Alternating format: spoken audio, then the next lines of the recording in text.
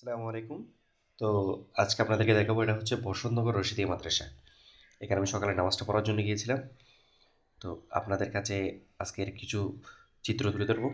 এটা হচ্ছে সেই ঐতিহ্যবাহী রাস্তা যেটা দিয়ে আগে হাজার হাজার লোক বাজারে যেত, কিন্তু বর্তমান সময়ে এটা বন্ধ রয়েছে। এই দিক দিয়ে এখন আর লোকজন চলাফেরা করতে পারে না।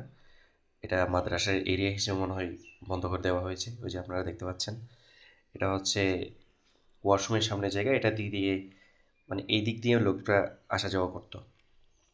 মাদ্রাসার যেটা মূল ফটক, ওটা এখন আমি যাইনি। এটা হচ্ছে আমি একদম ব্যাক সাইড থেকে শুরু করছিলাম। ওদিক দিয়ে হাঁটতে গিয়ে দেখি যে রাস্তাটা বন্ধ রয়েছে, তারপর ওদিক থেকে আমি ভিডিও করা শুরু করি।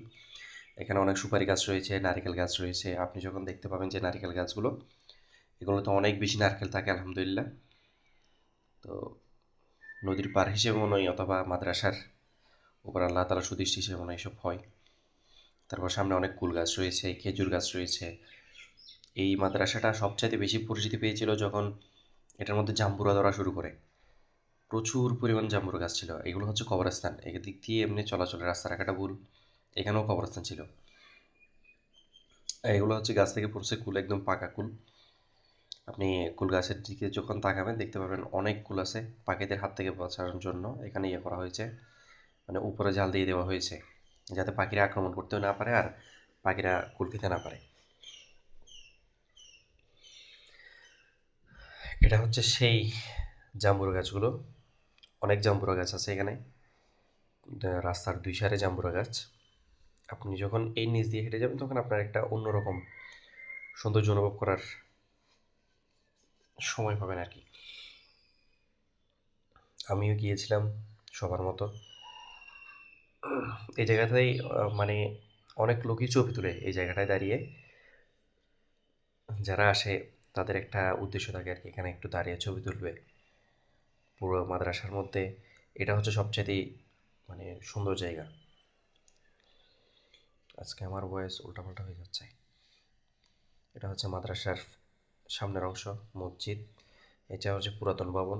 এটা হচ্ছে সেই নতুন ভবন, দোতলা বিশিষ্ট। সামনে সারি সারি আম গাছ, সবগুলো রাজশাহী থেকে আনিয়েছিল।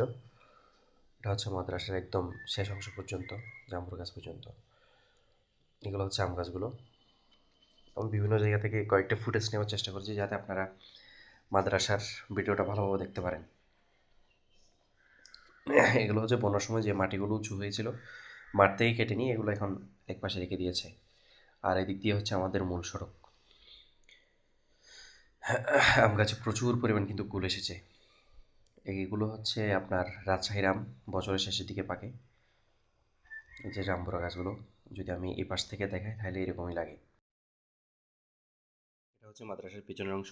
পিছনের অংশটা অন্যরকম সুন্দর আছে, কারণ একটা পুকুর, পুকুরের পাশে হচ্ছে আপনার লেবু গাছের চারা। এটা হচ্ছে মাদ্রাসার রান্নাঘর। লাকড়ি অনেক বেশি জমানো আছে।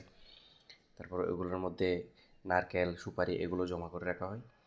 আর এখানের মধ্যে মেহমান আসলে আগে বসতে দিত, এখন কি হয় জানি না। এটা হচ্ছে পিছনে, এইটা হচ্ছে হাঁটার রাস্তা ছিল আগে, মানুষের এদিক দিয়ে হাঁটতো। এটা হচ্ছে আম গাছ। এগুলো হচ্ছে অনেক পুরাতন গাছ।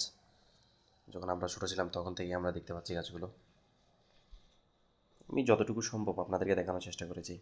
এটা হচ্ছে লেবু গাছ। লেবু গাছের মধ্যে ফুল এসছে, এগুলো ভিডিওর মধ্যে তেমন একটা বোঝা যাচ্ছে না। ছোটো ছোটো লেবুও ধরেছে কয়েকটা। এটা হচ্ছে পুকুর ঘাট, যে পুকুরের মধ্যে মানুষ উজু বানায়। হাজার হাজার লোক উজু বানাতে এক সময়। আর মাহফিল গেছিল কিছুদিন আগে। ওই মাহফিলের মধ্যে কিন্তু অনেক লোক হয়েছিল। এটা হচ্ছে মূল ফটক, সামনের রাস্তাটা। এটা হচ্ছে এরকম দেখতে আর কি। পরিশেষে যদি সময় পান মাদ্রাসায় এসে নামাজ পড়তে পারেন। আপনাদের যদি একটু সুযোগ হয় নামাজ পড়বেন, মাদ্রাসার কবর রয়েছে এগুলো জিয়ারত করবেন। সবাই ভালো থাকবেন। আসসালামু আলাইকুম।